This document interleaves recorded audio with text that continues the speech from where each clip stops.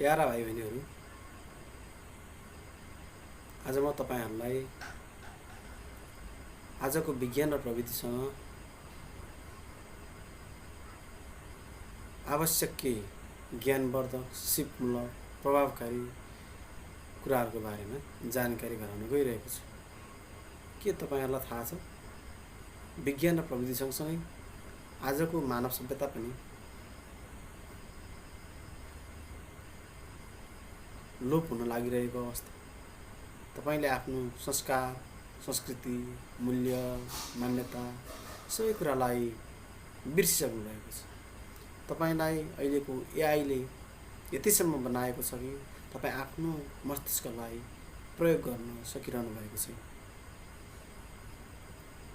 विश्व ब्रह्माण्डको सिर्जना र सृष्टिको रचना गर्न सक्ने सामर्थ्य रहेको हाम्रो मस्तिष्कले आज 0.000001% पनि राम्रो तरिकाले काम गर्न सकिरहेको छैन, जसले गर्दा भोलिको हाम्रो भविष्य एकदमै संकटपूर्ण, चिन्ताजनक रहेको देखिन्छ। त्यसकारणले हामी सबैले यसको उपयोगितालाई र प्रयोगलाई सही ढंगबाट प्रयोगमा ल्याउनु र उपभोग गर्नु आजको आवश्यकता र चुनौती रहेको छ। त्यसकारणले तपाईहरुले पनि Facebook, TikTok, Instagram, messenger, WhatsApp, Telegram, Viber जस्ता जुनसुकै सोशल मिडियाका स्रोत साधनहरूको उपभोग र उपयोग गर्नुहुन्छ, त्यसमा तपाईहरु आफूलाई सीमित रूपमा सहभागिता जनाउनुहोस्। तपाईहरुले आफ्नो उमेर र उमेर समूहसँग सम्बन्धित व्यावहारिक र सिपमूलक ज्ञान प्राप्त गर्ने कुराहरुमा आफूलाई व्यस्त राख्नुहोस्।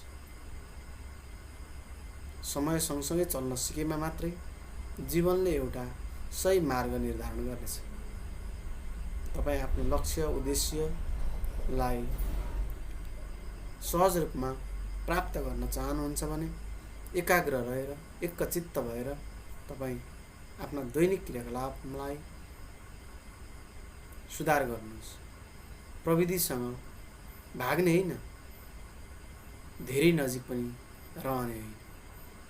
यसलाई उचित समयमा, उचित ढंगले र उचित आवश्यकता परिपूर्तिका लागि मात्रै प्रयोगको साधन बनाउनुहोस्। यसले तपाईको भविष्यलाई एक खुड्किलो अगाडि बढाउनका लागि सहयोग पुर्याउनेछ।